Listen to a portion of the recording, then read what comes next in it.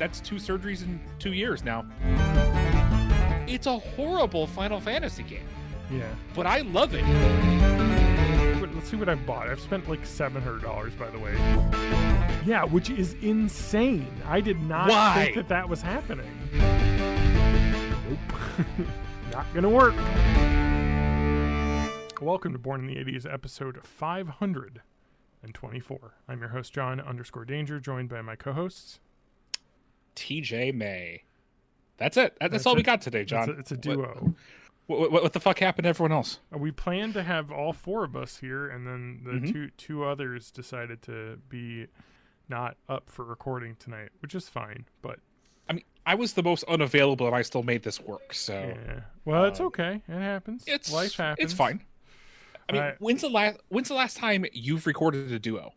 Because I don't think I've ever been on a duo. I honestly couldn't tell you. It was probably Adam and me in like 2016 or something, you know what I mean? Well, you have done the Saturday Night Bites, but those are kind of a different entity. But that was also like a long time ago, because those were recorded in person, and I believe that was in an old apartment. So not since I moved to this house, so that was 2018. So okay, it's been a good probably 9 years since a duo. I mean, I do have the website open right now, so let's... Okay, well, you look that up. I'm going to talk about my drink, because... Yeah, I'm curious. The reason I wanted to record tonight, like, particularly, was because I bought a 12-pack of this, and I put it in the fridge, and I didn't drink it, so I could get my live reaction on air. But it is what you recommend, or you said the other week that you saw in the grocery store. Yes, I got to try a little bit. In the 7-Up, Zero Sugar, Endless Summer, Watermelon, Endless Summer, and Strawberry Soda. It is. I'm not a huge fan of watermelon or strawberry, but I bought this a 12-pack, so that's gonna be. You're kind of stuck with it. I am stuck with it. But I wanted to try it, and I've had this like seriously in my house for like a month. And I was like, I need to just drink this. And it's not been in the fridge. I put it in the fridge this morning because I was like, we're going to record. So now I've got a 12-pack. First thoughts. It smells of watermelon. Yeah. And strawberry a little bit, but it doesn't seem super strong. It's very pink. I will say that.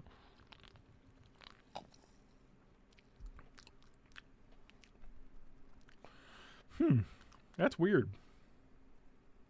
Is it not as intense as you expected? It's not that intense. It doesn't taste like 7-Up at all, though.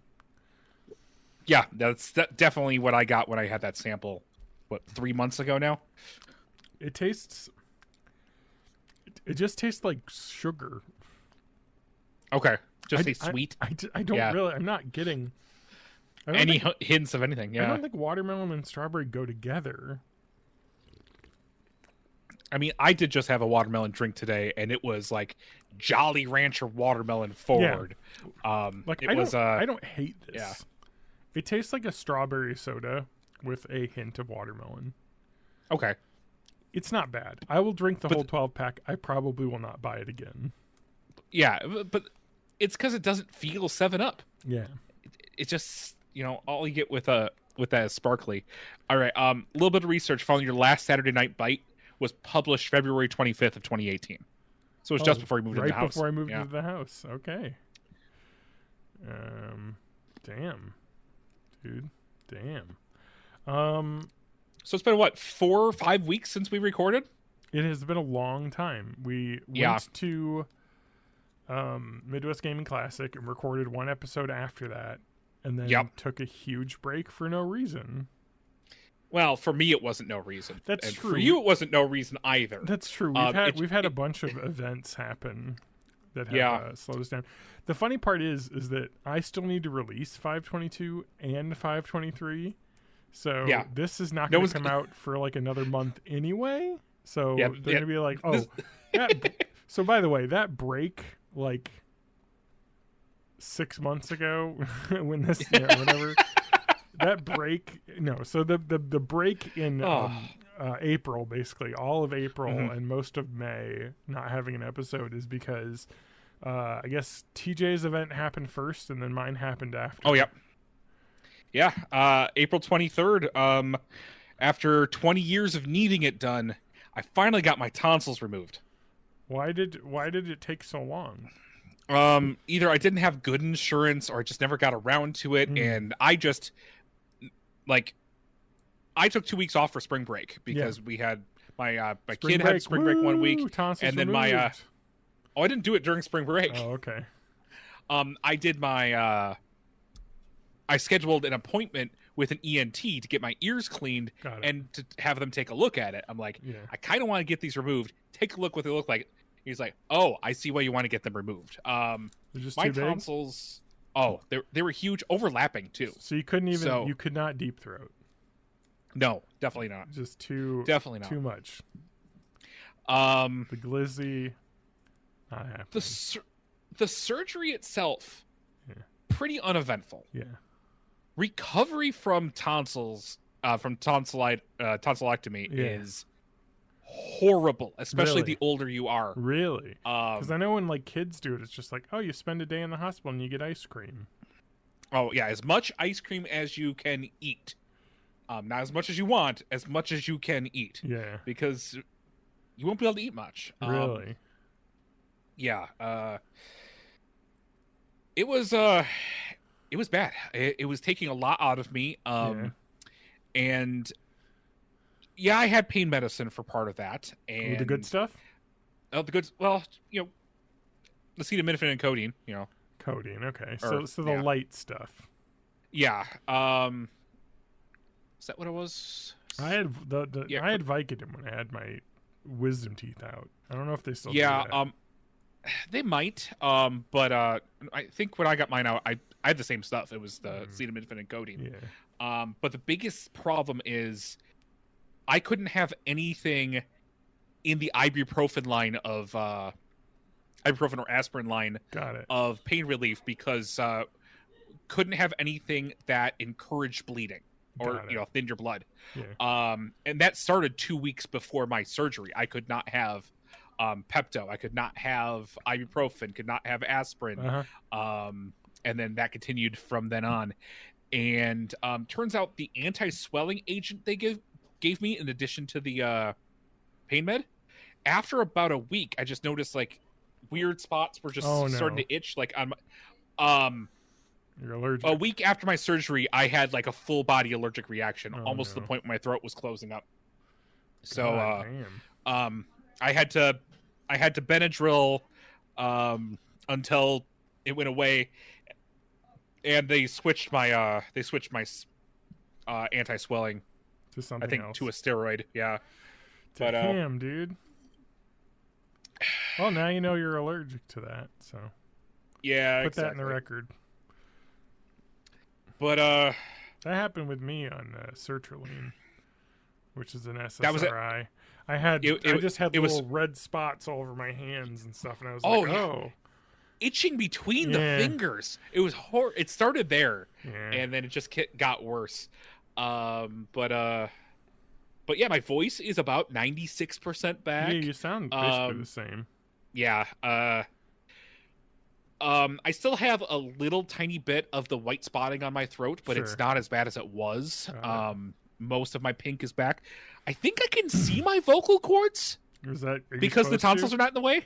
I don't know. Are you supposed to? I guess that means if you need to be intubated, it'll be really easy. Well, I was intubated during this surgery, and I think that hurt worse than where my tonsils were removed. Yeah, intubation's awful. Yeah, I felt like an extra larger lump on my Adam's apple where it just felt swollen. It felt so good to just like keep an ice pack on my neck. But and it's the typical tonsillitis surgery tonsillectomy is an electrified high pressure water laser thing. Damn. Yeah, so they just zap you. Yeah, so they just zap it out, and it both like the pressure water does the cutting, and the electrified part of that cauterizes at the same time. Oh wow! So kind of does everything all at once. Nice. So you don't have any like stitches or anything? No, nothing. It just hurts. Oh, not anymore. No, but I mean afterwards. Yeah. Oh yeah, it swells definitely. up and... like I during the recovery time and even like the second week, like I was eating, but I didn't enjoy eating anymore, not just because of the pain. Like flavors didn't matter. I was just like, just drink, just drinking and eating for sustenance, and like I just felt off. I felt tired. It was rough. It was very rough. They said you're not supposed to work for 2 weeks after it, but I'm like, I work from home. Shouldn't be that big a thing. I ended up like taking like an extra 3 days or partial days off afterwards because I just couldn't focus. But I'm pretty much back to normal now. My vocal range is about the same as it used to be. I during like that second week, I would get like my throat would just get exhausted from speaking for like more than 20 minutes at a time, which sucked because I was still helping my kid with college stuff. This has turned into a Buick story, but at the end of the day, I'm glad I got it done. So fucking glad I got it done. But that's 2 surgeries in 2 years now. Because I started 2024 with the appendectomy. I went in on New Year's Day and got my appendix. Like went to the ER. They took an MRI and they're like, we have to do surgery. And I was in and out of the ER surgery done in 5.5 hours. Yeah, which means it was bad. There's no way they would have gotten a surgeon and an anesthesiologist and a team ready if it wasn't bad. Yeah. At 6 p.m. on New Year's Day. But well, now you can go to space. Now I can go to space because they always like get the appendix removed like ahead of time for astronauts, because that way they don't have to worry about it happening when they're up in space for 6 months. Yeah, because you can't really get down quickly. Well, that's cool. What wasn't there someone? This might have been like in the late 80s, maybe early 90s. Someone who was basically by themselves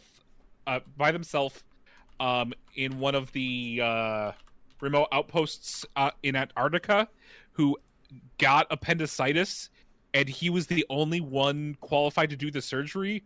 So he did surgery on himself while being like on a video call so people could monitor him. Mm-hmm. I thought something like that happened. So it definitely was. I don't know if that happened recently, but it was in the 60s. Oh, 60s. There's a Russian surgeon in the Antarctic. He knew that obviously he had appendicitis, and he had to do it on himself. Which is crazy. The pictures of it are insane. He's just like sitting there with his a hole cut in himself. Yep. Doing it. But I mean, I guess, like you got to do it. You got to do it. You're alone.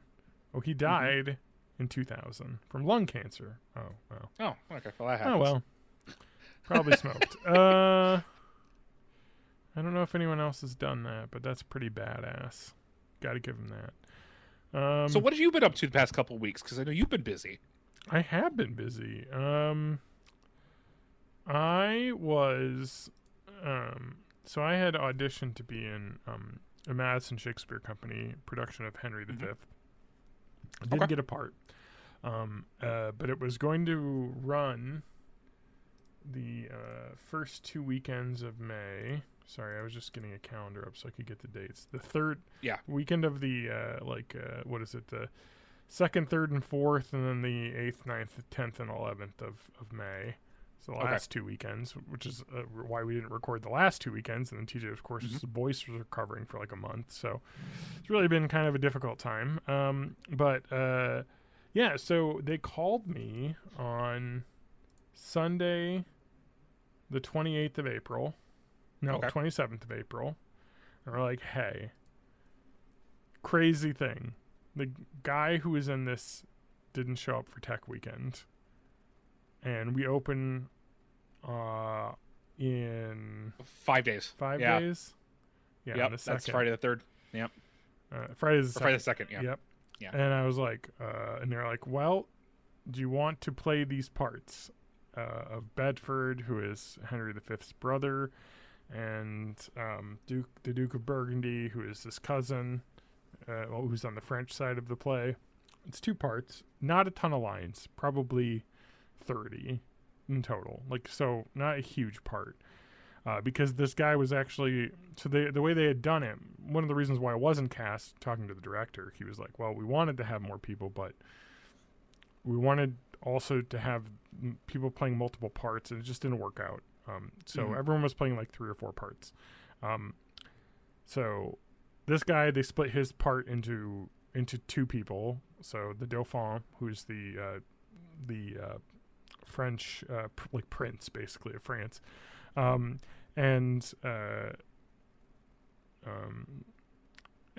Bedford and Burgundy, and so the Dauphin's got a lot more lines, but is in fewer scenes, whereas Bedford's in like a billion scenes, but only has a couple lines in each scene. He's not like the main talking guy, so kind of a good split.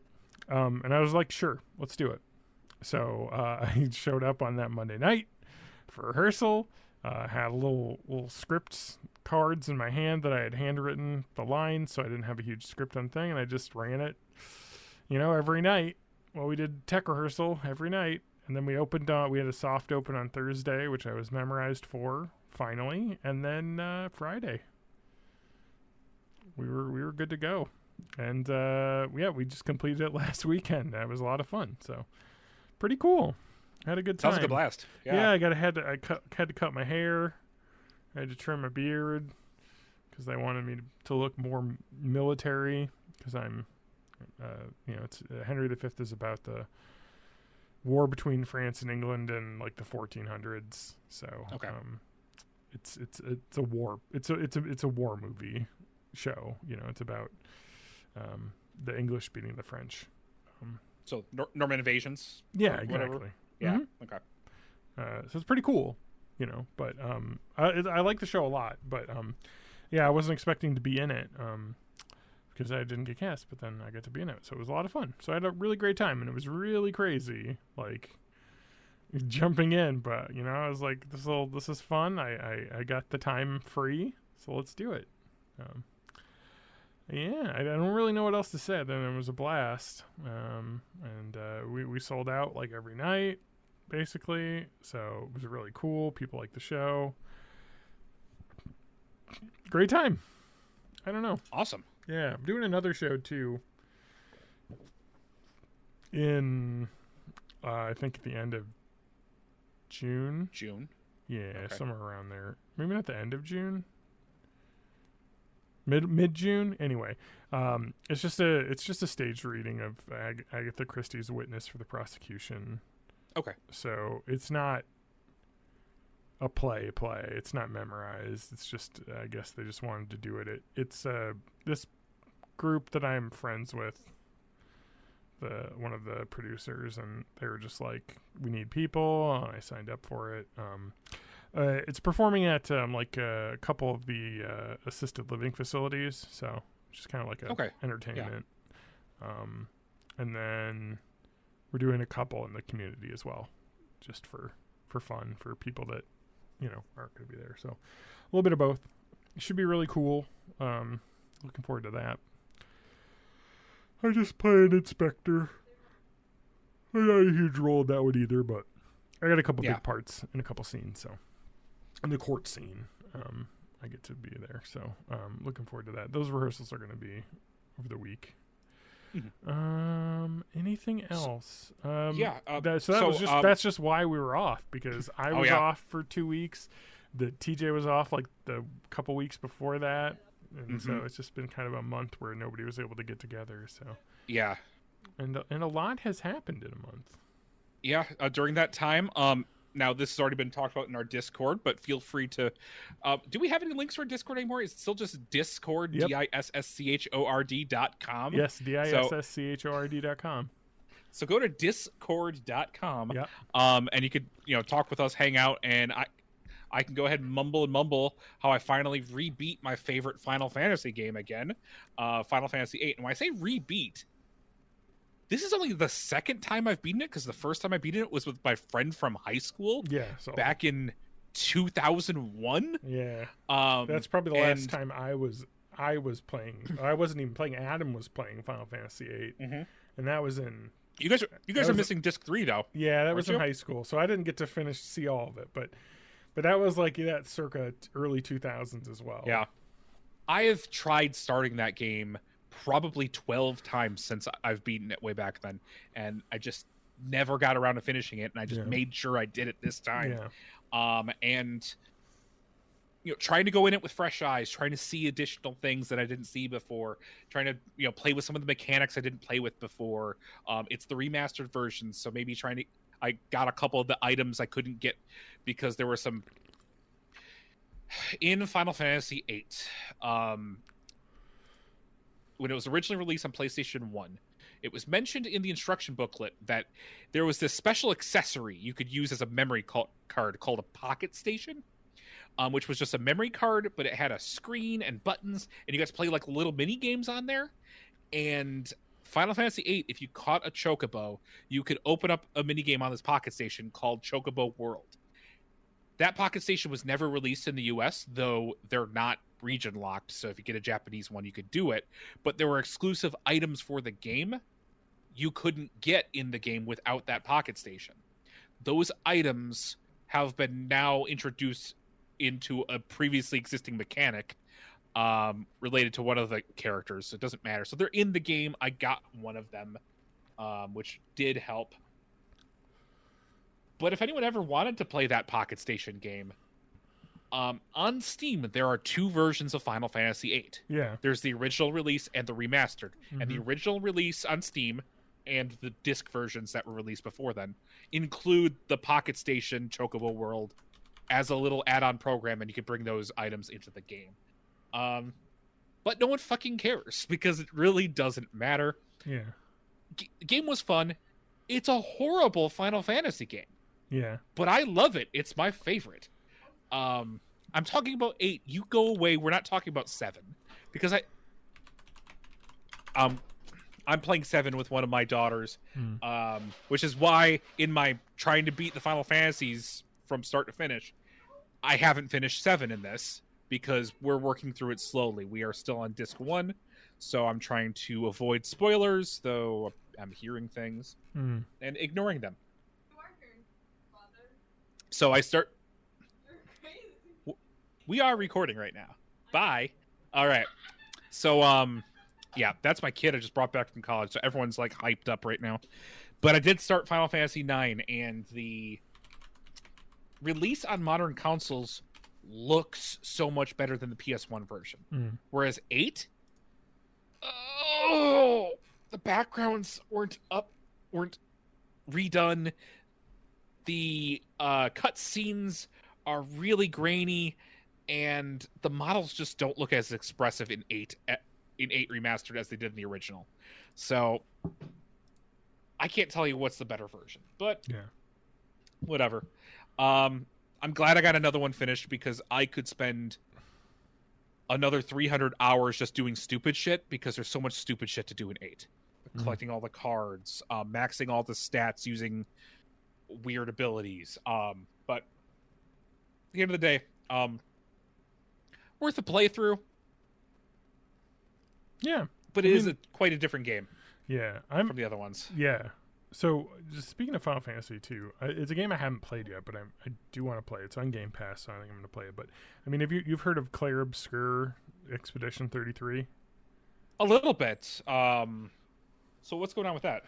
So it's a turn-based RPG by a French studio called Sandfall Interactive. It takes place in a dark fantasy.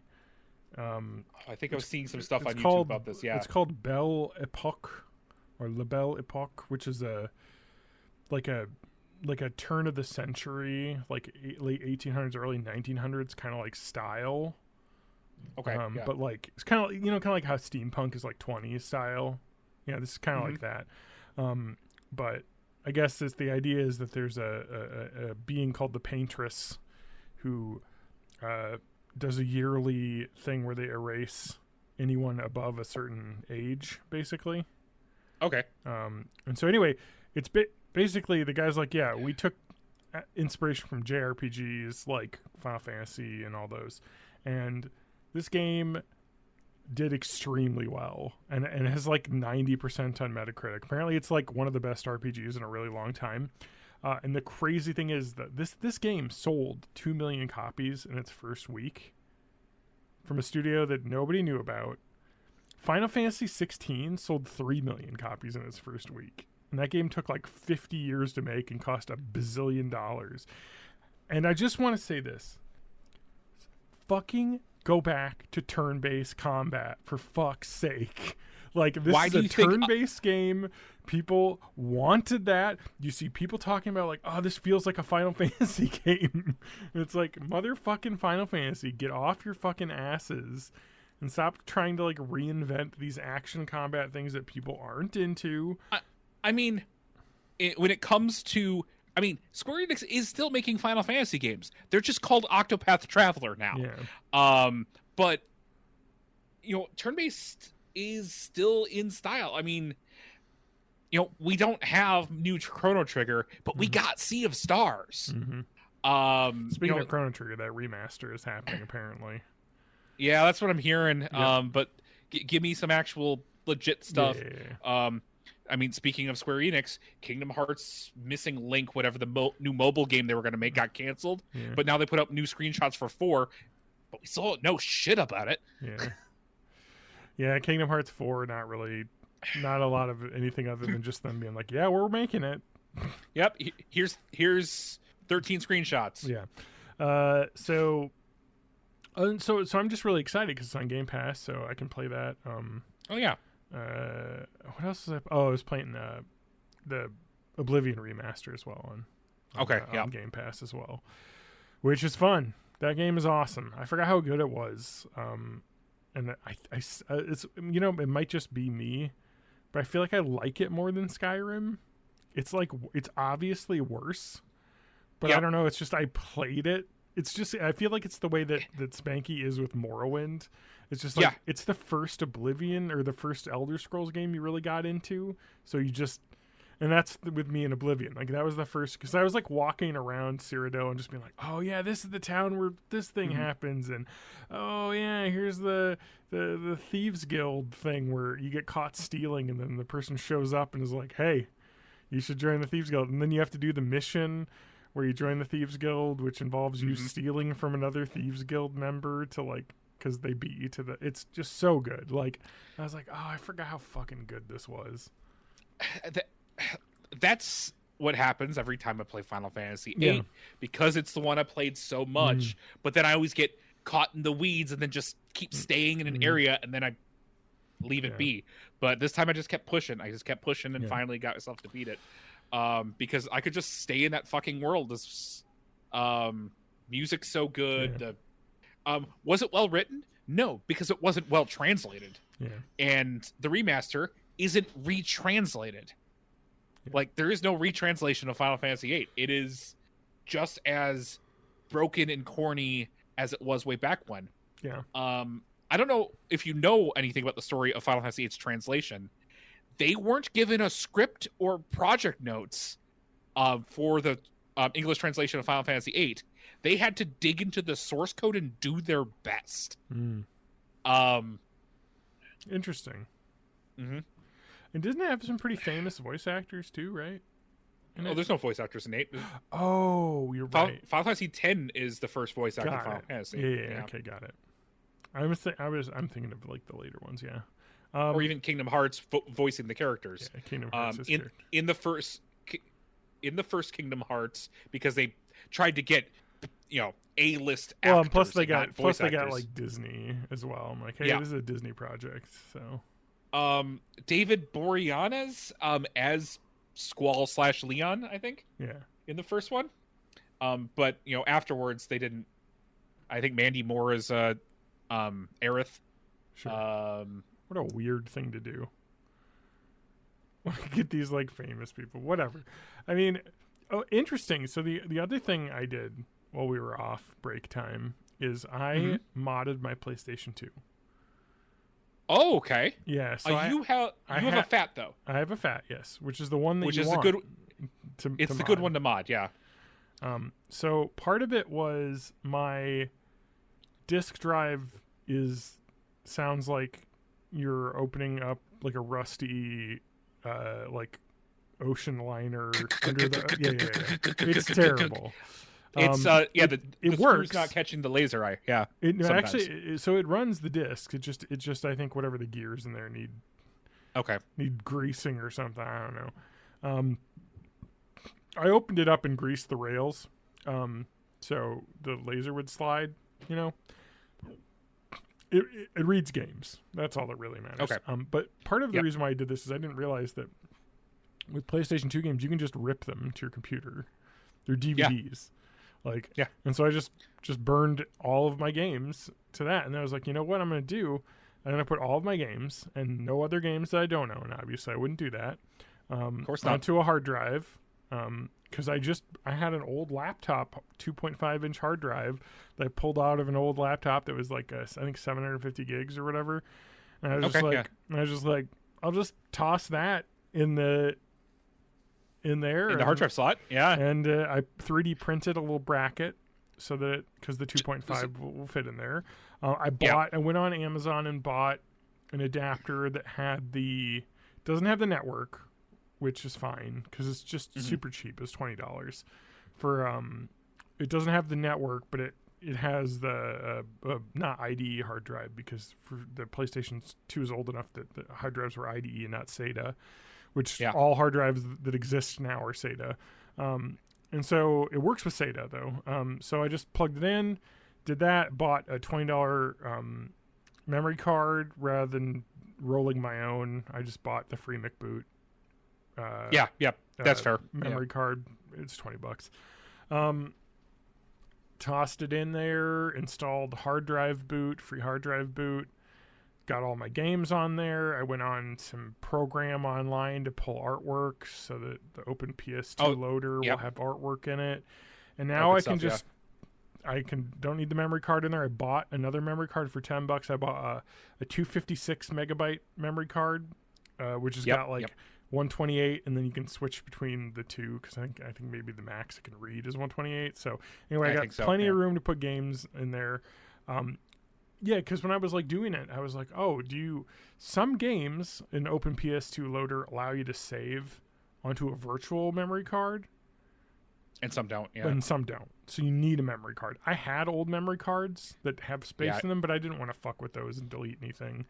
So I was like, I'm just gonna buy a new memory card, slap it in there. It'll be able to hold any data I could ever want.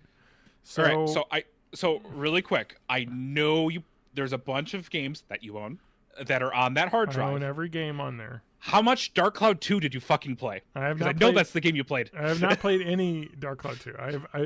There is one game that that I played though that I do own a copy of, which I own a copy of every game that's on there. But Amplitude, I played a bunch. Oh fuck, that's so good. The PS2 Amplitude is so much better than Frequency. Yeah. I played the Frequency demo, but I love Amplitude so much. So I played a bunch of that. I played some Smuggler's Run, which was the very first PlayStation 2 game I ever played. It was blew my mind when I was a kid because I was like, that was back when we rented a PlayStation 2 from the grocery store and games for a weekend for $20 or something.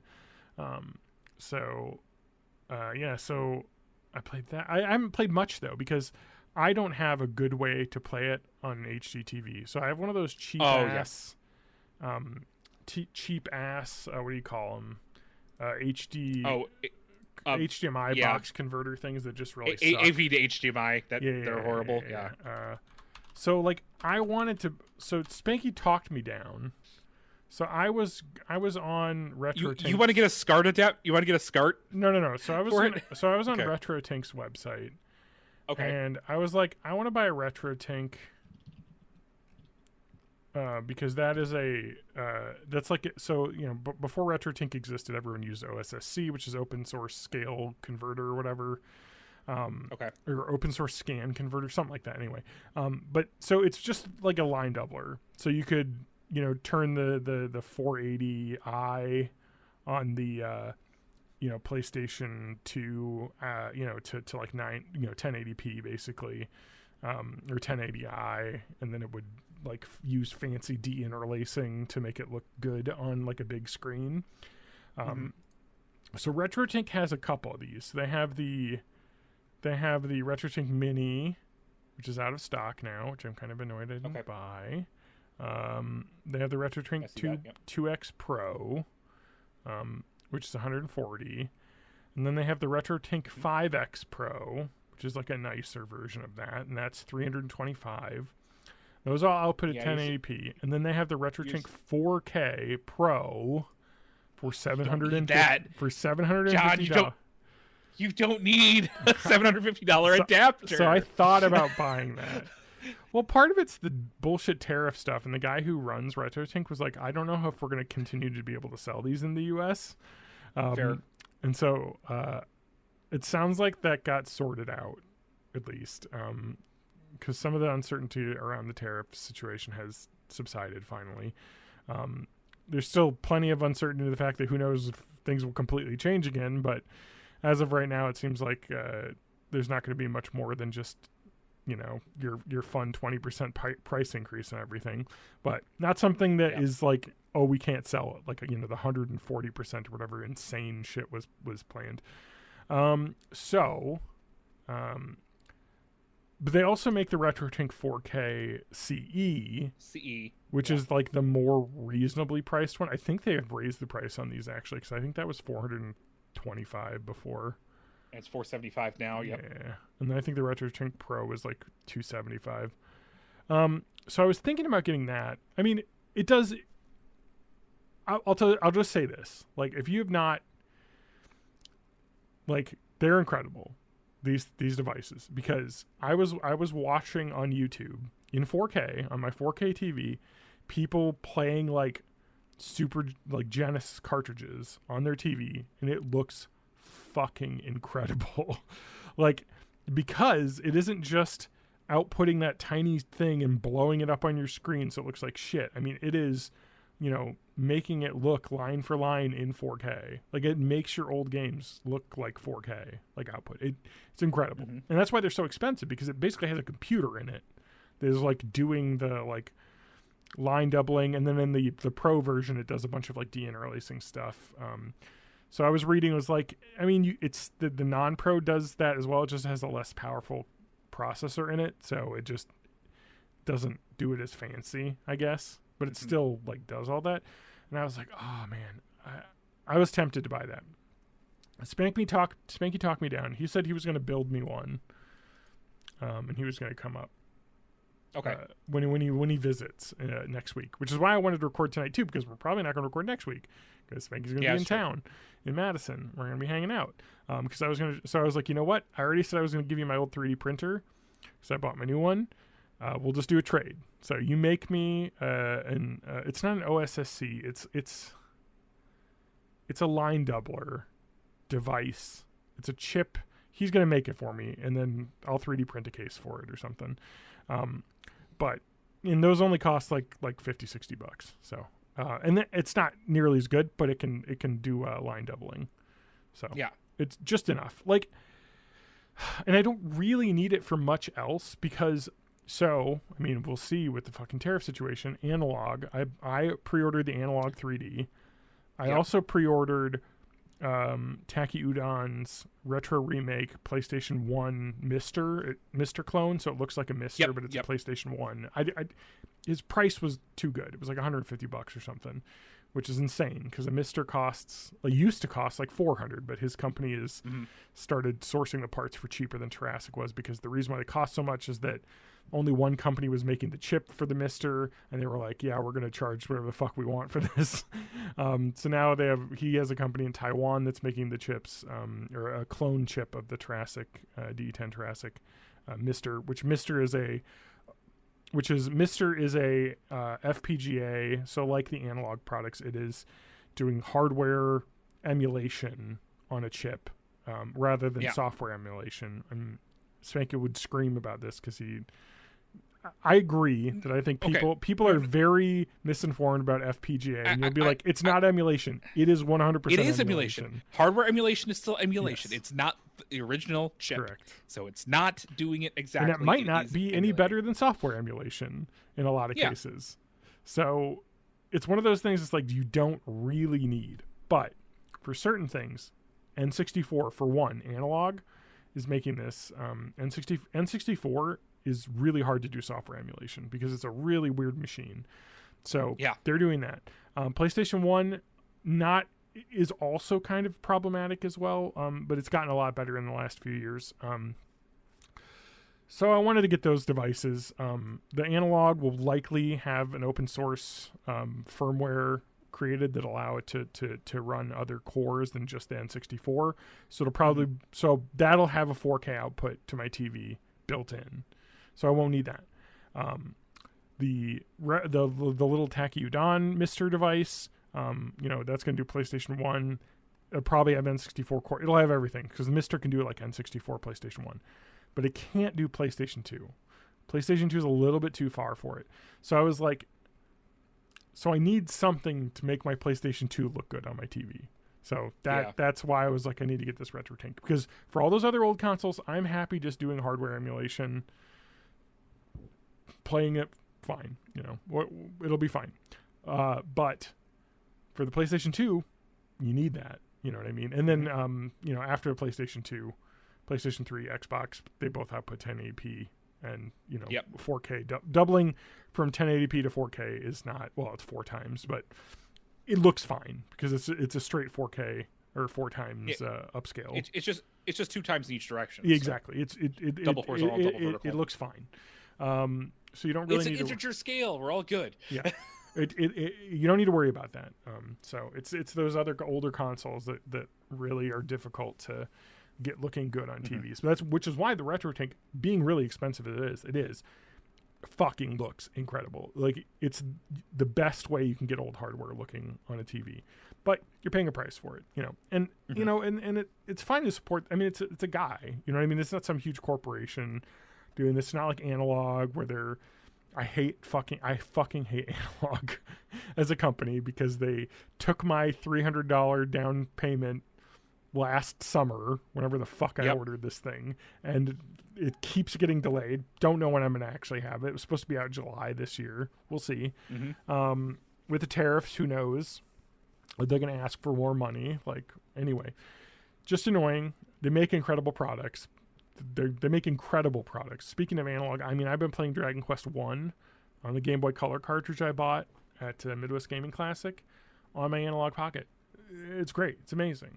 On the Dragon Warrior 1 and 2 Game Boy Color black cart, because it also works on classic Game Boy. So that's how I beat it, except for with a copy I owned on stream. Well, I'd like to play it. And Dragon Warrior 1 is super simple as a game. I didn't realize how simple it was, but it's fun. I enjoy it. It's very grindy, but it is very grindy, and I'm watching TV and I'm grinding, which is actually kind of nice, kind of comfort foody. Anyway, so I'm going to have my thing to hopefully hook my PlayStation 2 up. I don't need to buy a super expensive RetroTink. I still kind of want one just because they're so nice. They're so nice. But again, I'm going to do hardware emulation for everything but the PlayStation 2. And the PlayStation 2, I can deal with just having the doubler to get it to 1080p or 1080i and then run on the TV. It's fine. I think it has a de-interlacer built in, this little chip. So it'll look fine. It'll look way better than my shitty thing, which looks like fucking ass. I have that portable monitor that you had recommended that you had gotten. Oh, yeah. I got a portable monitor because they're so fucking cheap. And I was using it on there to test and do all the updating of the free McBoot and everything. And it works for that, but running stuff on it's just so blurry, even on that small screen at 1080p. Oh, yeah. Just you need to have something to do it, or play it on a CRT. You know what I mean? It's really the only way. And you still got your CRT downstairs. I do. I have you're upstairs two. now. I have two upstairs. I have two CRTs. What's funny, the other thing I got insanely addicted to, thanks to Matt, is the UW swap auction. So this is the UW Madison. A surplus with a purpose is what it's called. I could hear if you want to hop on my stream, TJ. Okay. Yep. I'm also looking at it too, but let's. We can go through it together on the audio podcast. Yeah, sounds good. Just as a little thing. Let me share my screen there. There we go. Let's see what we got. Okay, so this has like a little bit of everything. So let's look at here. I'm logged in. Cool. So they got like furniture. So you can get like office furniture, like from the UW system. And I bought an office chair for $25 on here. Not a fan of it. It's like, it looks kind of like this guy, you know. Oh, yeah. It's just your basic ass office chair. Because I was like, you know what? My office chair sucks. It's this exact one, I think. One of these. Oh, that's so gaudy. No, it's not this exact one, but it's similar to this. It's a similar color. Something like that, yeah.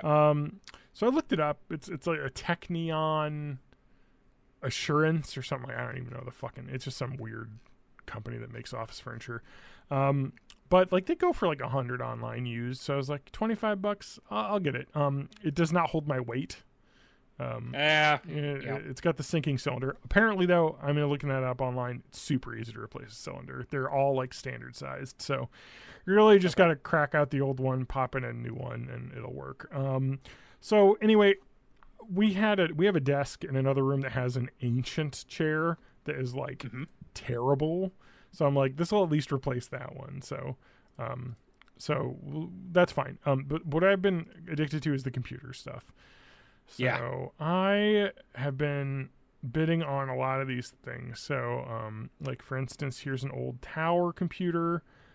This is a 12th gen i5 12600.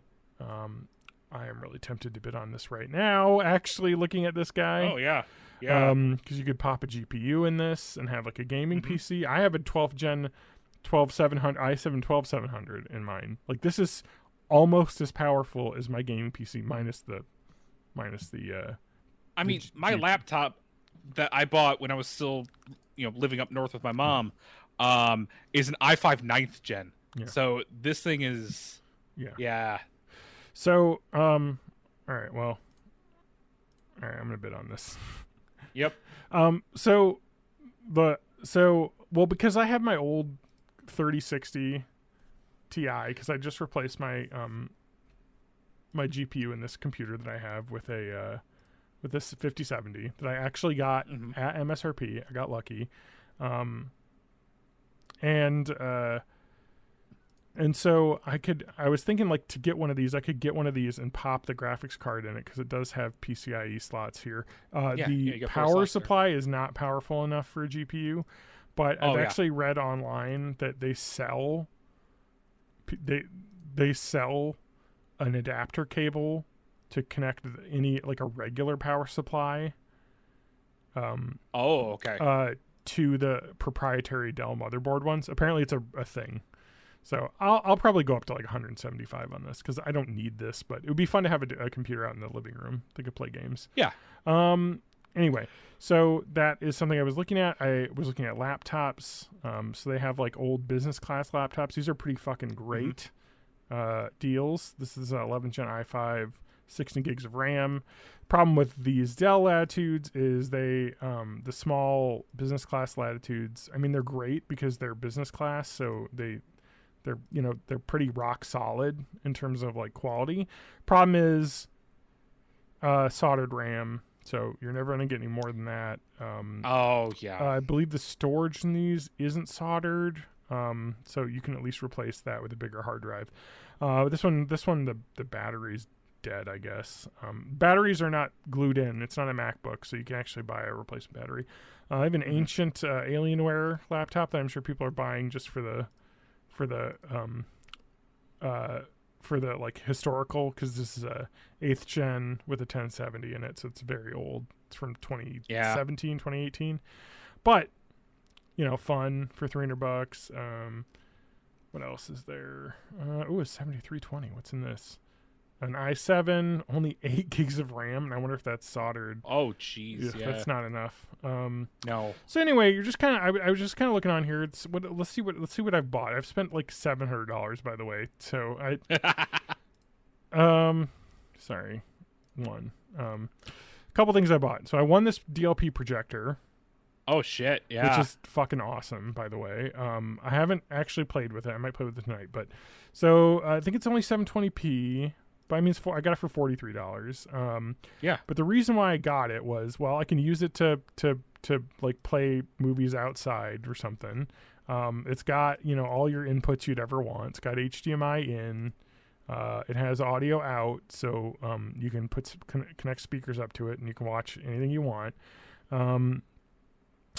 This has, but the reason why I was so excited was it's not huge. It's a smaller form factor. So it's like portable, but B, 74 lamp hours, barely been used. Cause these have a rated life of the lamp of 2,000 hours. So it's basically brand new. So I was like, okay, that'll be fun. Cause I was like wanting to get a projector to like watch movies in the backyard. I bought this toolbox for $6. Nice. This is not a toolbox. This is definitely a tackle box. It's a tackle box, yep. But I was like, you know what? I got all my 3D printing tools and stuff just kind of scattered in a bunch of stuff. I could put them in there.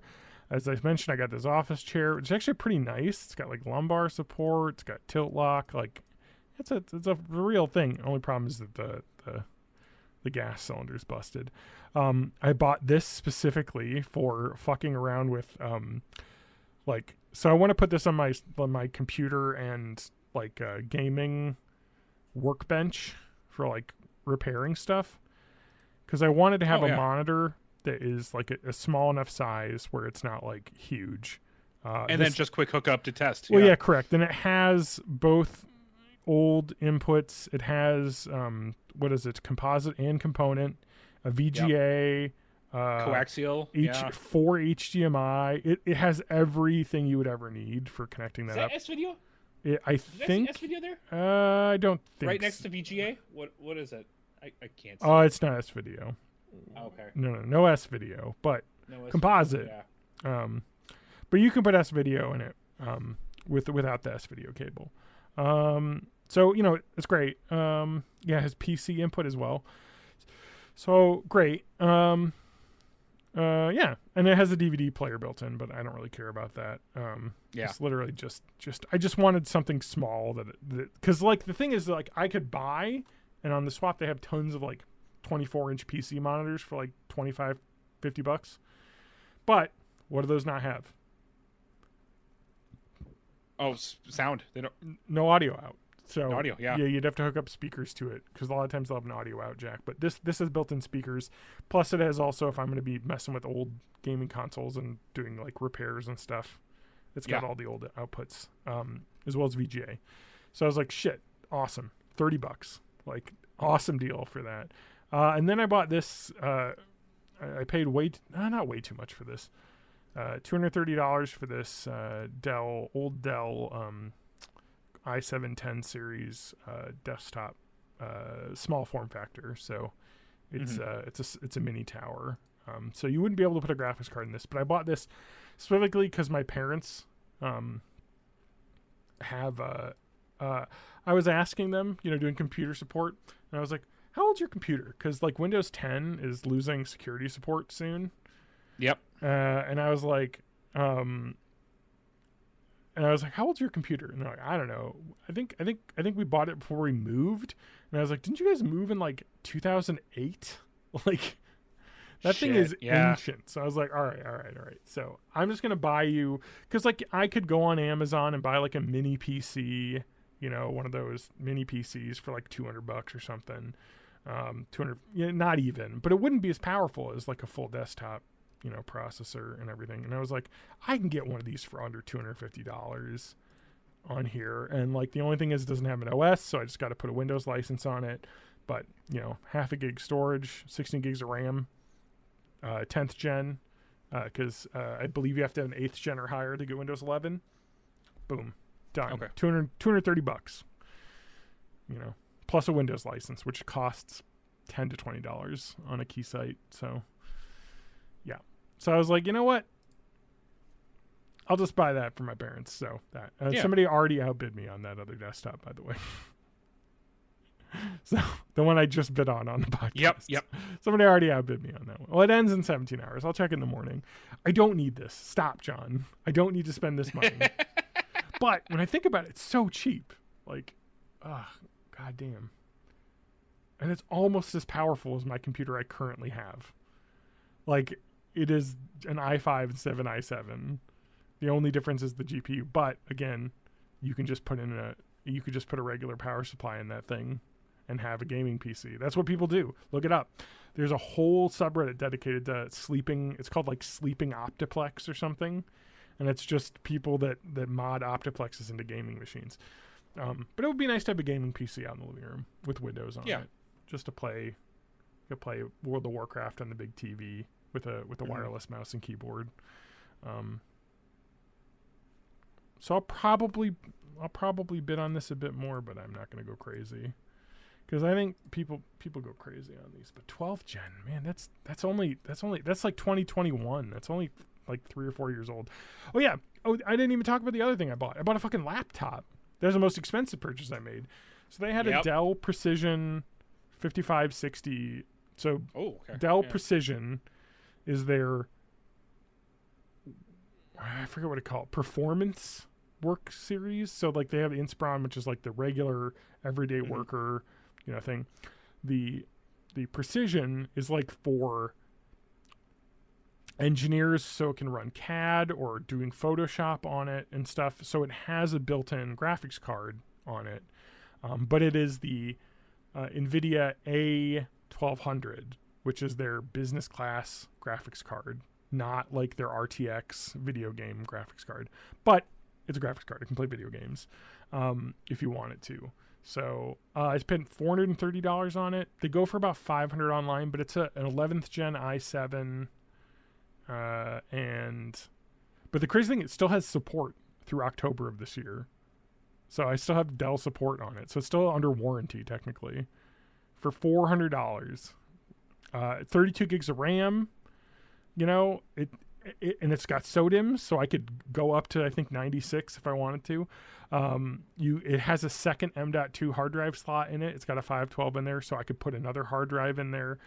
Battery's replaceable. It's just a really nice laptop, and Lauren's laptop I think we bought before we moved here in like, no, the year we moved here in 2018, I think that laptop is. So it's old. It's starting to feel, it's got that, old laptops. It's very hot. And the fans are very loud because the bearings aren't very good in them anymore. So it's like, I'll just get you a new laptop for $400. How's she gonna play Sims 1 when that laptop dies? Exactly. She can play Sims 1 on this, and it's awesome because the Dell Precisions are like, we want to make it a MacBook, so it's awesome. And the fact that it's a full aluminum construction, it's super thin, which isn't great for the cooling. It actually gets extremely hot, which sucks. But I'm gonna work on. I might repaste it with some better thermal paste and see if that helps. But regardless of all that, it's still better than what she has. But since it's a MacBook, they want to make it like MacBook. What does it have for connectivity on it? It has an SD card slot, 3 USB-Cs. That's it. Fuck. I know. It's fucking... I hate that. I absolutely hate that. My work laptop is a Precision, I think 13th gen. Not a Precision, sorry. Inspiron 13th gen. And that has a USB-A, 2 USB-Cs, and an HDMI built in. And I think it even has an Ethernet port. Like, let me see. I just grabbed my work laptop from underneath my thing. We've got USB-A, HDMI. It has a SIM card slot for some reason. And then 2 USB-C and 1 USB-A. So it has like 5 ports on it. Whereas this like super expensive workstation, I mean, those are like they retailed for like $2,000 when they were released, in 2021. and that has 3 ports on it because fuck Apple. I mean, you got this. This is a USB-C dongle, so if I need ports, I can do, USB-C 3 to USB-A, and then HDMI out. So I mean, you can get it if you got the dongle, but like, it's just like, why are you doing this? Like, come on, man. Like, put some. It's to make it as thin as possible, but yeah. So anyway, yeah, that's cool. I've been kind of going crazy buying shit on Swap, and I bought that laptop, which I don't need because her laptop still technically works. But I looked at the 3D Mark score for it. Her old laptop, it has a 1050 Ti in it, and I looked at what it was versus the one that I bought, and it's like twice as fast. So I'm like, all right, yep. Yeah, it's newer. I mean, it's an 8th gen i5, I think, in that old laptop. So going up to an 11th gen i7 is way faster, and then even though it's not a RTX gaming graphics card, it still has 4 gigs of VRAM, which is more than the 3 I think the old one has. So it's more powerful. So that's it. The only problem is that it fucking gets hot. It gets so hot to the touch. I'm like, oh, this sucks. And I was looking online, everyone's like, yeah, this bitch runs hot. The CPU just immediately goes up to 100C and throttles itself because it's just not built because it's built to be thin, not to actually function, which is annoying. But whatever. It's for Lauren. It's just a nicer. I mean, it's $400, so much cheaper than buying a new laptop. It's Sims 1, Phasmophobia, and Discord. Exactly. It can play the shitty old games. I was playing Schedule 1 on it earlier. Yeah. Just because I was like sitting at on the couch and I was like, I want to play Schedule 1. So this is why I want to get that big TV so I can, or the desktop to put next to my computer, rather than like going out and buying, like because I was like, you know what, I should build a desktop to put out in the living room, but I'm not going to do that. I think I'm gonna buy one of these Optiplexes when I get a good deal. I'm not gonna go crazy because some of these people just bid like crazy on these. Like, I don't know, man. I'm like, what? If only the Steam Machine world still existed, where they kept making those things. But that thing. Well, so I have my Steam Deck hooked up. Yeah. So I could play Schedule 1 on the Steam Deck. But it's not Windows, so BattleNet doesn't really run on it. Anything that requires any sort of online thing. But anyway, so there's a XPS laptop on here too right now that's got a 12th gen i5. I mean, if you are doing a desktop there, that means if we do set up like an Archipelago, there's like no issues because you're not dealing with weird stuff that you have to do to get the Steam Deck to run it. Exactly, that's the thing, because I don't really have. But TJ, do I need this? No. You know why? Because I have a gaming laptop, not the one I just bought for my wife. I have another one that I bought not last year, 2 years ago. It's got a 13th gen i7 and a 4060 in it. Way more powerful than this would be. And I could just plug my laptop in via HDMI and it would work. Yep. So I don't know why I'm buying this. Because I have disposable income, I guess, and I have a graphics card that's sitting on a shelf, not being used right now, 3060 Ti. Anyway, so now I'm gonna limit myself to like $150, $175 though. Like if I can't get it for that cheap, what's the point? But I just like tinkering with old tech, and it's fun to be able to buy this stuff, and they have all sorts of laptops on here, but because I bought my old ThinkPad. That was the thing I bought. I want to buy an old ThinkPad and do the same thing. They're so cheap, dude. It's about time it's about time I upgrade this thing because, like I said, this is 9th gen i5, and I can do so much better than that. I was going to say 9th gen i5 is actually probably more powerful than the one I have because the ThinkPad I bought is an i7 8th gen. So that's comparable. It's comparable. 1 gen back, but i7, yeah. Yeah, it's pretty comparable. But like I said, if you wanted to get like a nice one, you can go on eBay and get a ThinkPad T14 Gen 4, I think it is, which has the AMD Ryzen 7840U in it, which is the one you want. You want to get that Ryzen 7840U, and I'll tell you why, TJ. Because that 7840U is basically the same chip that's in the Steam Deck. So it can play games. It has a really good iGPU in it because because AMD builds what they call APUs instead of CPU, GPU. It's an APU, and I forget what the A stands for, but it works both as a GPU and a CPU.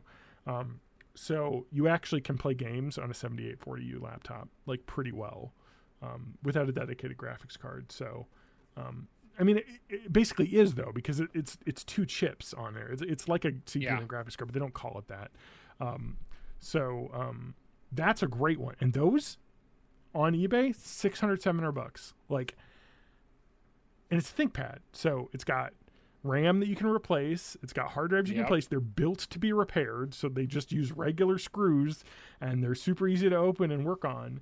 I almost bought one for $600 because I was like, oh man, like there was one I think for like $650 and has a French Canadian keyboard, which I think doesn't really do much other than the fact that you just have extra symbols on the keys. So anyway, I am in the cult of used ThinkPads, which sucks because I got way into like Framework. I don't know if you've heard of the company Framework, TJ. Okay, yeah. So they make laptops that are like repairable. That's their whole thing. Repairable and upgradable laptops. So when you buy like a Framework 13 or a Framework 16, which is the screen size, you buy the platform, and then when they come out with a new motherboard, you can just slot in the new computer in your old case, basically. So you're not buying a new laptop every time you upgrade. You're just spending, $500 to $800 on the new main board instead of buying a whole laptop every time, because the screen, keyboard, all those things, why do you need to replace them? They're basically the same on every laptop. Or you can upgrade the screen. You can buy they sell all the replacement parts. They're kind of like, we want this to be repairable, which is great, but they're really expensive compared to like a used ThinkPad, which, because they're built for business class environments, they're built to be repaired, and they have tons of documentation. You can just look up online how to fix them. So as much as I love Framework, I think I'm just going to never buy one. Like, I'm just going to be buying used ThinkPads and futzing with them. Like, I'm happy I have my ThinkPad. My T480S, which is $140. That's their 8th gen. I'm happy. It was $140. It works as a super light, because I want something portable. Because I have my gaming laptop, that I have, which is nice, but it's 15-inch screen and it weighs like 4.5 pounds. Like, it's a chunker, and it has a huge power brick. Whereas the ThinkPad, USB-C powered, it uses like a 65-watt charger brick. Any USB-C charger you can plug it into the wall. You know what I mean? Like, it just is super portable. Weighs less than 2 pounds. Like, I can just huck this around. You know what I mean? So that's why you got to hook that gaming laptop up to your TV. Exactly. Exactly. But I've been gaming on my ancient ThinkPad because I use a program called Moonlight. Have you heard of Moonlight? No. Moonlight and Sunlight. Moonlight? So Sunlight is something you install on your gaming PC, this PC I'm on right now. And Moonlight is the software that you install on the thing. And it's basically game streaming. It's like desktop streaming. So Steam has the thing where they do Steam Link streaming, which you can, if you have a powerful, which is based off their old Steam Link hardware, yes. but they do that even to phones now. Yep. But Moonlight's better. So Moonlight is built on I think it was an old NVIDIA streaming app. Yeah, that they, Game Stream. Yes, that they spun off into their own thing. Yep. But then it was open source, I think, originally. So people took that and they built this Moonlight thing. So it's awesome. So I use it all the fucking time. I'm sitting on the couch and I just Moonlight onto my desktop to like do a bunch of things on my computer. Like if I'm downloading games that I legally own, I can just go on there and have them download on my main computer. So I'm a huge shit. That can go to everything. Yeah. Holy shit. Yeah. Moonlight for Switch, Moonlight for Wii U, Moonlight for Xbox, Moonlight for Vita, Moonlight. So for I have it set on Android. my Steam Deck as well. So So it's just a really cool piece of software. And so it makes it so like as long as you have, I mean, as long as I'm on the same internet, I wouldn't want to try and moonlight and play games through like over Wi-Fi somewhere not in my house, but over Wi-Fi in the house, fine. If I were to wire it up, it'd probably be even better, but I'm not wiring up a laptop. It's fine enough to play Minecraft and Schedule 1 over stream. So yeah, anyway, it's a fun little thing. Like, I don't know, I just love how it's just my new hobby, I guess, buying old tech and refurbing it. It's fun. Because it's so easy. Like, I fix it. Like, sites like that just rule. And like having a 3D printer, I can 3D print all sorts of accessories like laptop stands and things. I actually literally just 3D printed something earlier. These, which go into a little case, but this is just a laptop. You just put your laptop in this, and it'll raise it up off the table a little bit. You know what I mean? Oh yeah. And then it's super portable that you can smack them together in this. And it's just two little plastic pieces that your laptop sits on to raise it up off the table a little bit to help the cooling. Other than just buying one of these. Exactly. I mean, I could 3D print something a little bit, that, but this is meant to be like this is ultra portable. Like you have it in your pocket, you have it in your laptop bag. Exactly. So I can have it wherever I'm going to give my laptop a little bit more cooling. Anyway, I don't know. Anything else we want to talk about before we're done? I mean, I mentioned this in the Discord, but S'moreos kind of suck. Yeah, you said you bought S'moreos. Now I say they just taste like regular Oreos, but I think most of the sandwich cookies I've had in the past year. Oh, your audio just died.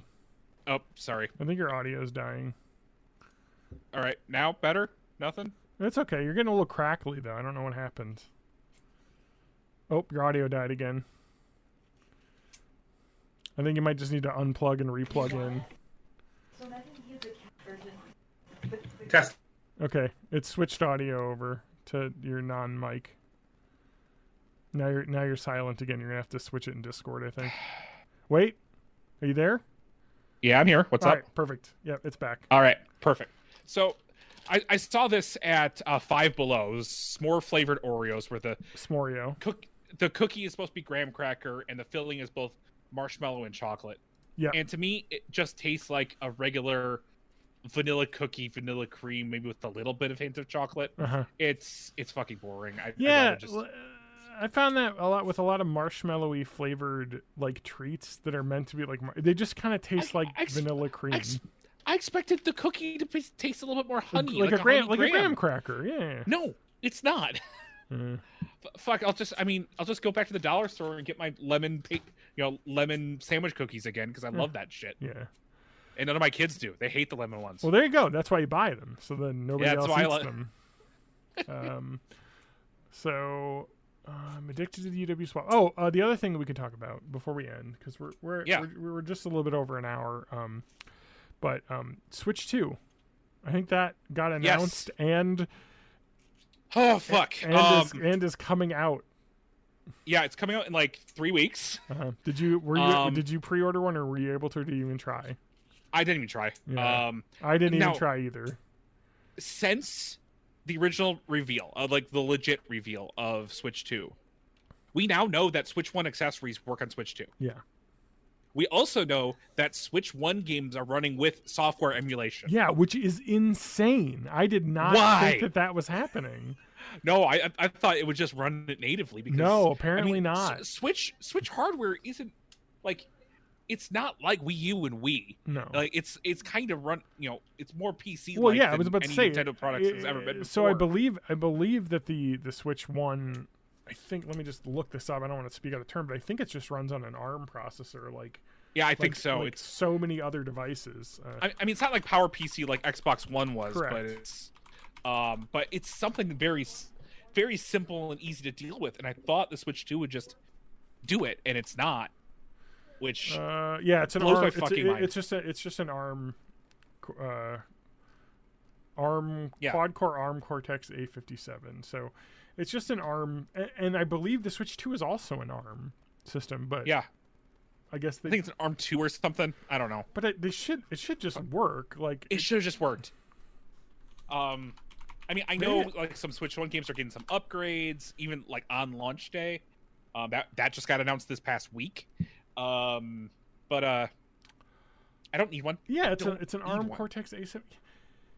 It's just a faster ARM processor. Why? Anyway, let's not worry about it. Why is it fucking software emulation?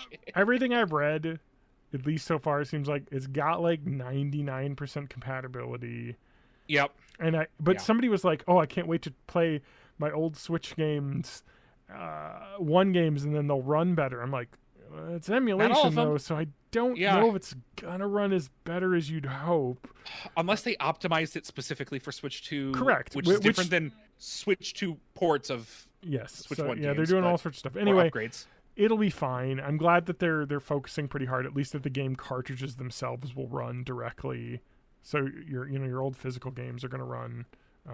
Which without that I probably wouldn't be buying it at all. Like at least not right away, because fuck that. But they get me because it's like almost all of my cartridge games are basically going to work right out of the bat, which is awesome.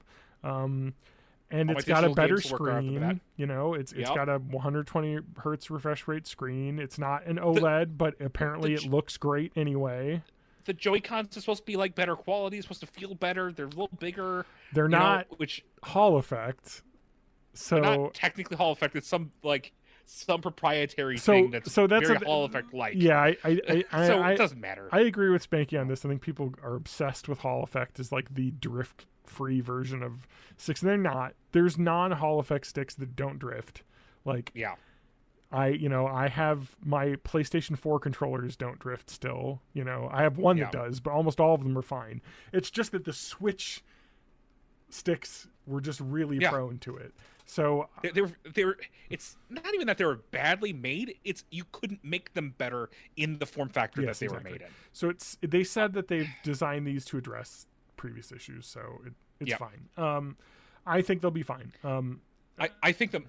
I think we already talked about how I thought mouse control is gonna be pretty interesting for certain. Oh, we games. did talk about this. You're right. That was original launch. So when they originally actually the very Switch first 2, announcement, that's all. Right. That is all we've talked about, and that was about 2 months ago.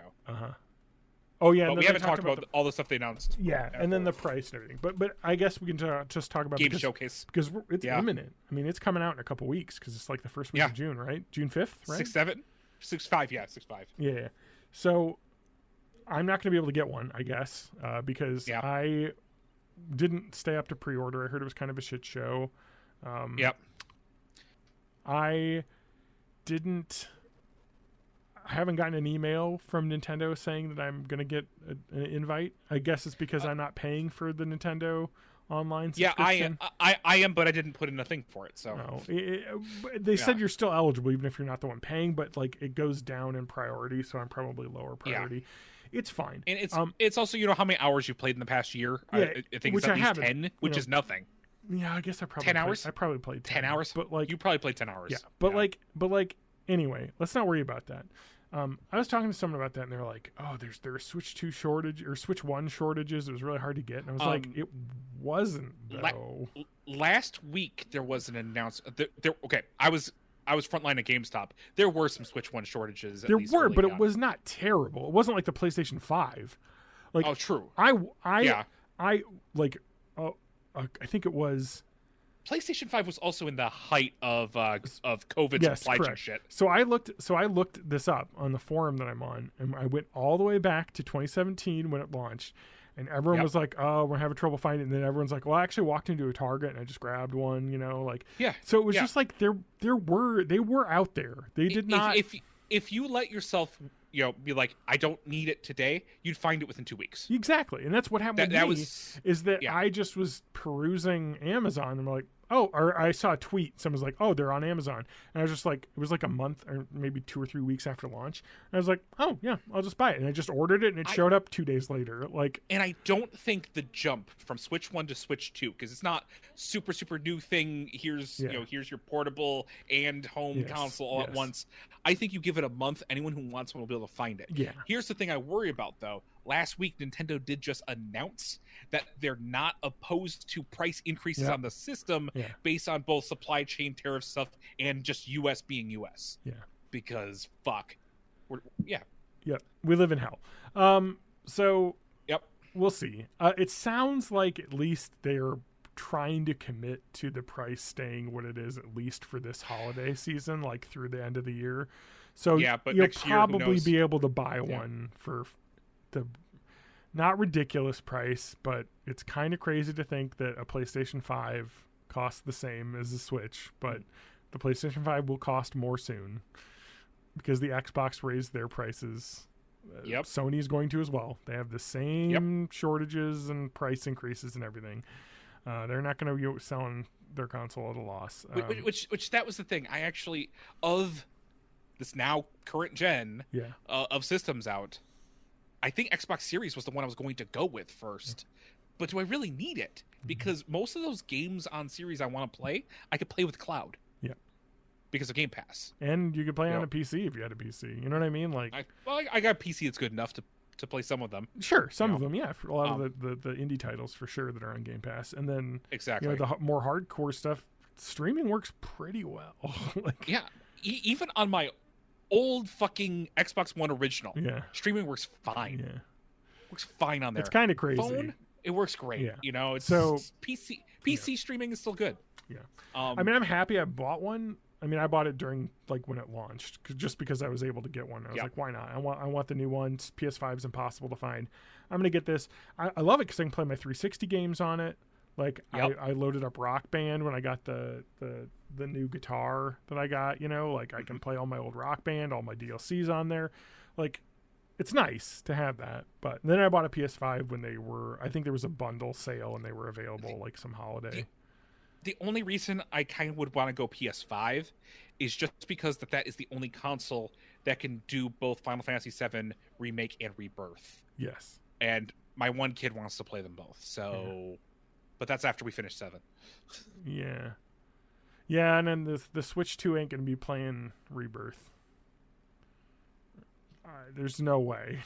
It's getting an exclusive From Software game. It's getting Elden Ring. I think it could. I think it could do it. I think they're just waiting. I mean, the reason why I'm saying this is that at least it sounds like the Switch 2 power-wise is pretty similar to a Steam Deck, and the Steam Deck cannot play Final Fantasy. That is true. Rebirth.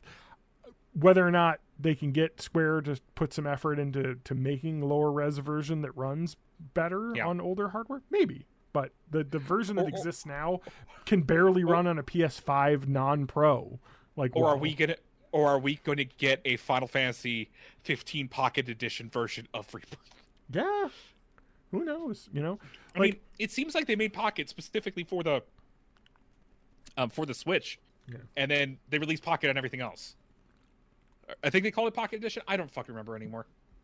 It was on mobile too. I'm hesitant. I mean, people were like, "Oh, I'm going to be able to play all these games." I'm like, man, like looking at the specs, like people are talking like this is like similar to like a PS4 Pro like level, which you know what, that's stuff we didn't expect from the Switch to begin with. So, exactly. I mean, it's people were just like, "Oh, Monster Hunter's going to be out in this new I'm like, no, the new Monster Hunter barely plays. They're going to make, it's going to be a Switch exclusive Monster Hunter. It's going to be. It's just like Dragon Quest Rise 2, essentially, or like when Dragon Quest, put out World 2. The Dragon Quest 11 put out the Switch version, which had a bunch of extra features. You know what I mean? But it was optimized for the Switch. So, you know what I mean? Like, so hang on, you brought up Dragon Quest 11, and I haven't played a lot of it.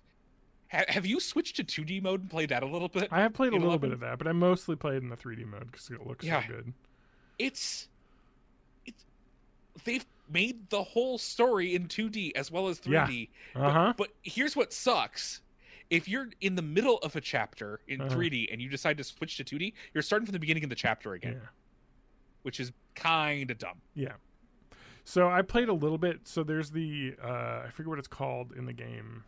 It's the TikTok town, the Talkville or whatever, where you go back into time, and that's all in 2D. So so you experience like the 2D looks for that. So, but yeah, I mostly played in 3D because that was different. I think they called it the 2D mode was like adventure mode or something. I don't know. Anyway, I need to finish that game. I mean, I have finished it. I beat the first ending. I haven't done the true ending. I'm like 75% there. I just need to do it. It's bulky. The game is bulky as fuck. I love those games. It's so good. And anyway, so that's kind of why I wanted to play Dragon Warrior 1 and 2. So I'm going to play those, and then I know they're doing HD 2D remake of those, but I've already started. So I think that comes out like next month. Oh, no way. Is it coming out that soon? Then I might as well just play those. It's this year. It's this fucking year. I know. Well, those are really easy games to do. Dragon Quest HD 2D remake. Do we not have a date? Dragon Quest 3 HD 2D remake is out. Yeah, that's been out for a bit. Here we go. Square Enix says their website. There's a trailer. Media. I do not see a date. It's not a date on the website. I think it's still this year, but we just don't know. I'm just gonna do a quick Google. A quick Google. Bing's not helping me, so. Bing's no help. Google's no help. Bing's no help. Oh, Steam. Release date 2025. So they haven't announced. They just said this year. So it's probably holiday season. So I'm gonna definitely. So I'm gonna what? Have you played 3? No, I haven't. Any way I haven't. Well, 3 I don't think was released in any version that exists in the US except for maybe the mobile port. NES. Oh, really? Oh. 3 was just NES and Game Boy Color. Okay. Yeah. I haven't played 3. So anyway, I want to play it, but I'm gonna probably just wait until. I mean, I'll just get the HD. 2D. Yeah. Like I'll probably play. I don't know how quickly I'm gonna get through Dragon Quest 1. I mean, if it's out, I'll play 2 on that. I guess it'll be better. But I mean, I started 2 on the playing Game the Boy game. Color I'm playing version, the Game Boy Color version. Is what I'm playing. It's good. It's good enough. Yeah, I think Dragon Quest 1 is. I mean, sorry, 3 is NES. I don't think we got the Super Nintendo version because they did 3 and 4 Super Nintendo, and we didn't get those. We got 1, 2, 3, 4 all NES. And then they did Game Boy Color, and then 1, 2, and 3 had remakes. Not remake, but like ports on the Switch and mobile. Yeah. Well, I played through a bunch of Dragon Quest 4. I have the mobile version, which by the way, the mobile version's rule. The most hours I've put into a Dragon Quest game is Dragon Warrior Monsters, the original one for Game Boy Color. I mean, like, I've played Dragon Quest Monsters Joker on DS. I know they had one on the Switch. And there's all these other Dragon Quest games. I bought Dragon Quest 8 for PS2, like nearly launch date, because it came with the demo of Final Fantasy 12. And I never played my PS2 version of Dragon Quest 8. Yeah, Dragon Warrior 3 on Game Boy Color is $50 on eBay. Yeah. And the NES version's really expensive. Oh yeah, it's $100. So I probably won't buy the NES version. I might buy the Game Boy Color one for $50. That's not crazy. But we'll see. We'll just see. I'll probably just play the HD 2D remake because I heard it's really good. Yeah. Yeah, I'll just buy it on my Steam Deck. Play it there and on the TV. So anyway, I think we're done though. I mean, I'm excited. Before we go, I will mention one more thing that I did during my time of sickness. I was reminded that there is officially on the Apple App Store an emulator box for my iPhone. Yes. So I may have put it on my iPhone and started to play Pokemon Crystal Legacy. I did actually start playing Dragon Warrior 3 on Game Boy Color. And works really well when I hook up a Bluetooth controller to it. Yep. Yeah. Wow. Apple users are doing what Android users have been doing for a decade.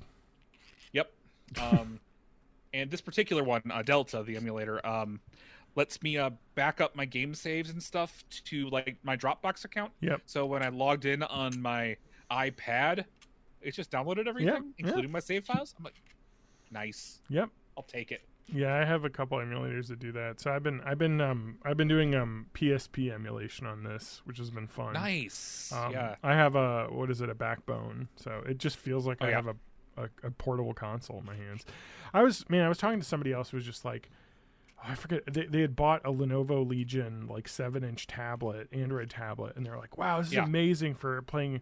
Like, you can just emulate anything on this. I'm like, where have you been? Like, people have been emulating on Android for a decade, man. Like, like you're just like talking about like this is like this new amazing thing, and it's like, God, I've been playing PlayStation 1 games on my Android tablets for a decade. I know I keep talking, like in my head, in the back of my head, I keep talking about wanting to get one of those the Android things that do both all the emulators but also all the streaming. Yeah. But at the end of the day, you know, why would I get one of those portable things if I could just get a Steam Deck? I might as well just do a Steam Deck for all that. Yeah, and I mean, like a Steam Deck price-wise, like if you were to get the and this is what I recommend, and I recommend anyone if you want to get the lowest one and upgrade the shit. Correct. It is super easy. If you can replace a hard drive in a computer, you can do it. You unscrew it, you unsnap the clips, you unscrew the hard drive, plug in a bigger one, and then go, you know, get a USB. You have to get a dongle though, because it only has USB-C. This is why I have this. And you just, you know, plug in a USB memory card, or sorry, a thumb drive with the SteamOS. It installs it on the new hard drive, and boom, you're good with a. Good to go. I bought a 256 hard drive, because it was $20. I was like, sweet. Because with the Steam Deck, again, it's like the Switch. You can load games off of the SD card, and there is no penalty in like loading times off the SD card. Because of the way that the architecture set up. It runs as fast off the hard drive it does off the SD card. So I bought a 512 gigabyte SSD card or SD card. I between that, I got like a gig or a terabyte on that. I can hold anything I want. Plus, you can swap out multiple cards, like SD cards, if you want more. That's the other thing about the Switch 2 we didn't talk about. They announced the more details about the SD cards. Yep, you need to use the XD Express. You need to buy a new SD card, and I think there's going to be a lot of families that are going to get this and be like, "Oh, just take the SD card out of the old one, put it in." Nope, not going to work. You need the new expensive SD card. There is something they did right. Yeah. One of the updates for regular Switch basically says, hey, are you getting a Switch 2 and you want to reset this? It will upload all of your stuff to a server waiting for your Switch 2, including the save files that don't normally that don't normally go to cloud. They do Nintendo does do a pretty good job of that. I mean, like when they went from the DS to the 3DS, like Wii to Wii U. Yeah. They had that same. Well, DSi did 3DS because DS didn't have correct that shit that DSi had. Yeah, I didn't. I only had a DSi, so it was nice. Anyway, but that's it for this week. I think we're done. Thanks everyone for listening. Think so. Thanks TJ for joining and humoring me while I drink my watermelon sugar. Yeah. I need to drink more water before going to bed. I can definitely feel my throat getting a little chalky, but yay, you're on the mend. All right. Well, that's it. I'm gonna just stay hydrated, everybody. Stop the recording. Bye.